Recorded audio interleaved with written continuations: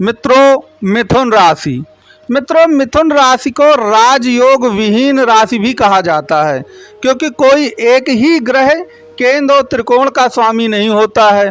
और राजयोगों में जो सबसे बड़ा राजयोग होता है वह पंच महापुरुष राजयोग होता है। तो याद रखिएगा, जो कि केवल भगवान राम की कुंडली में था पंच महापुरुष राजयोग, लेकिन वैसा ही कुछ राजयोग जून के महीने में मिथुन राशि में भी बनने जा रहा है, जिसमें चार चार ग्रह जो हैं वो स्वग्रही होते जा रहे हैं। जिसमें शनि सस नामक राजयोग आपकी कुंडली में बना रहा है। जो आपके शुक्रदेव हैं वह वृष राशि में विराजमान होकर मालव्य नामक राजयोग बना रहे हैं। बुध जो हैं मध्य जून से पहले ही आपकी मिथुन राशि में आ जाएंगे, तो वह भद्र नाम का राजयोग बना रहे हैं। और मंगल जो कि मिथुन राशि की कुंडली में सबसे ज़्यादा अयोगकारी ग्रह है, वह आपके कुल मिलाकर मेष राशि में आकर के विराजमान हो गए हैं, जो कि आपकी इनकम भाव की राशि पड़ती है।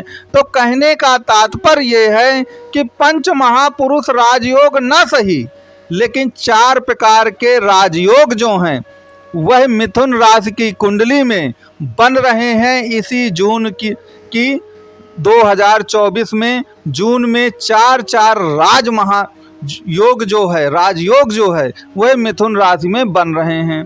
अब आपको मालूम है कि जो मिथुन राशि है उसमें दो ग्रह बहुत ही ज़्यादा अयोगकारी हैं, वह हैं शनि और मंगल।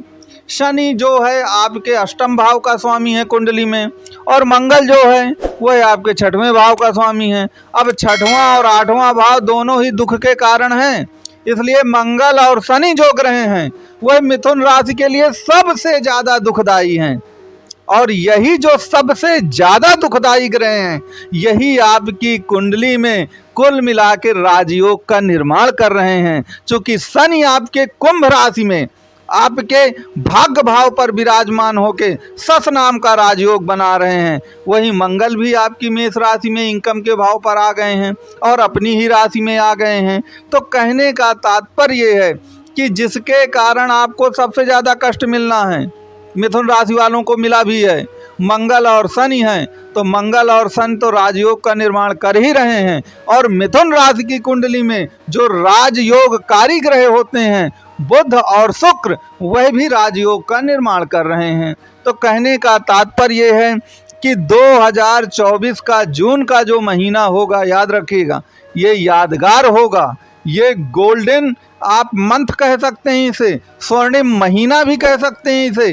कहने का तात्पर्य ये है कि ये जो महीना होगा जून का, याद रखिए ये सदियों बाद आया है इस तरह का महीना। आगे शायद ही आपको ऐसा गोचर कभी भी कुंडली में मिथुन राशि या मिथुन लग्न की कुंडली में देखने को प्राप्त हो।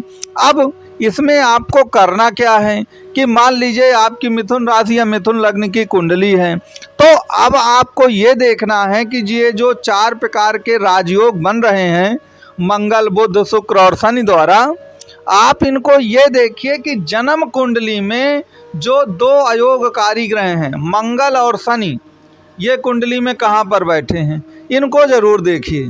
क्योंकि याद रखिए, अगर कुंडली में शनि नीच का हुआ या मंगल नीच का हुआ, और आपको मालूम है कि शनि जो है मंगल की राशि में जाके नीच का हो जाता है, और मंगल जो है शनि की राशि में जाके उच्च का हो जाता है, इस बात को ध्यान दीजिएगा। तो मंगल और शनि दो ऐसे ग्रह हैं जो आपको कष्ट देते हैं। अगर आपकी जन्म कुंडली में मंगल और शनि की स्थिति अच्छी है, वह नीच के ना बैठे हों, वह एक प्रकार से कुल मिलाकर छठवें का दोष जो है मंगल और शनि को नहीं लगता है, आठवें का दोष जो है शनि को नहीं लगता है, लेकिन 12वें भाव पर अगर ये दोनों स्थिति हैं मंगल और शनि, तो याद रखिए वो खतरे की घंटी है, और उसके लिए फिर हमको कुछ ना कुछ उपाय करना ही पड़ता है। तो सबसे पहले तो आप ये देखिए कुल मिलाकर कि मंगल और शनि की स्थिति क्या है। दूसरे नंबर पर एक बात और याद रखिएगा कि शनि के साथ चंद्रमा की स्थिति नहीं होनी चाहिए, अन्यथा राजयोग का जो पूर्ण लाभ है वह मिथुन राशि वालों को नहीं मिल पाता है। मैंने अक्सर देखा है मिथुन राशि या मिथुन लग्न की कुंडली में कि जो चंद्रमा है वो शनि या राहु के साथ हो जाता है, और मिथुन राशि जो है एक प्रकार से बहुत सेंसिटिव राशि है। बहुत ज़्यादा संवेदनशील राशि है। तो आप समझ सकते हैं को बहुत इमोशनल राशि होती है मिथुन राशि, और उस इमोशनल राशि को परिचायक जो है इमोशंस का वो चंद्रमा है। और चंद्रमा के साथ अगर शनि हो गया तो याद रखिए, चंद्रमा सुख है तो शनि दुख है, चंद्रमा अमृत है तो शनि जहर है। तो विष योग का निर्माण होगा चंद्रमा और शनि से, और जब विष योग का निर्माण होता है तब मिथुन राशि या मिथुन लग्न की कुंडली में हमको राजयोग का जो फल प्रतिफल मिलना चाहिए वह फल प्रतिफल हमको नहीं मिल पाता है। तो पहली बात तो आप ये याद रखिए कि अगर चंद्रमा शनि के साथ है तो फिर आपको चंद्रमा के उपाय करने ही होंगे। इस बात को आपको याद रखना है। दूसरी बात एक चीज़ और याद रखिएगा कि शनि इस समय आपकी कुंभ राशि में है, और आप जानते हैं इस दुनिया में सब कुछ किसके द्वारा प्राप्त होता है? किस्मत के द्वारा प्राप्त होता है। कितने सारे टैलेंटेड लोग हैं जो मारे मारे घूम रहे हैं, क्योंकि किस्मत नहीं है। टैलेंट तो है उनके पास लेकिन किस्मत नहीं है। आप देखेंगे कि वो लोग जो कितने भी गए गुजरे हैं किसी लायक नहीं हैं, किस्मत है उनके पास और वो कहाँ से कहाँ पहुँच जाते हैं। और बहुत सारे टैलेंटेड लोग पीछे के पीछे रह जाते हैं। तो किस्मत से ही सब कुछ मिलना है। अब किस्मत का स्वामी शनि है आपकी कुंडली में और किस्मत में ही बैठा है, किस्मत में ही बैठा है। मेरे कहने का तात्पर्य है कि मंगल बुध शुक्र चाहे जितने अच्छे हो जाएं कुंडली में, अगर आपकी किस्मत अच्छी नहीं है तो उसका पूर्ण प्रतिफल हमको प्राप्त नहीं हो पाता है। तो कहने का मतलब यह है कि सारी परिस्थितियां कुछ मिथुन राशि के लिए कुछ ऐसी बन गई हैं, क्योंकि याद रखिएगा सभी परिस्थितियां आपके पक्ष में हो जाएं लेकिन किस्मत आपके विपक्ष में हो जाए तो फिर मान लीजिए कुल मिलाकर कि वो जितनी भी अच्छी परिस्थितियां हैं वो काम नहीं करेंगी जब तक उनको किस्मत का साथ नहीं मिलेगा।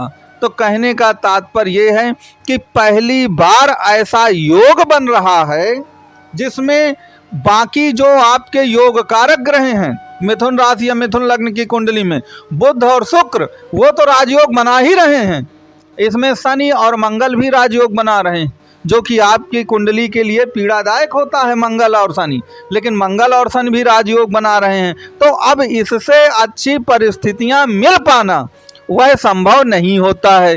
प्रत्येक कुंडली में कुछ ना कुछ कमी जरूर होती है, उसके निदान के कारण के बहुत आसान तरीके होते हैं। अगर आप उन कारणों के बारे में जानना चाहते हैं या कुंडली का विश्लेषण चाहते हैं तो नंबर आपके सामने दिया गया, आप कॉल और व्हाट्सएप इसमें कर सकते हैं। तो मैं आपको यही बताना चाहता था कि ऐसी परिस्थितियां मिथुन राशि के लिए शायद ही बहुत वर्षों के बाद क्रिएट हुई हैं। तो आप ज़रूर इसका लाभ उठाइए। वीडियो अच्छा लगे तो वीडियो को लाइक शेयर और सब्सक्राइब ज़रूर करें।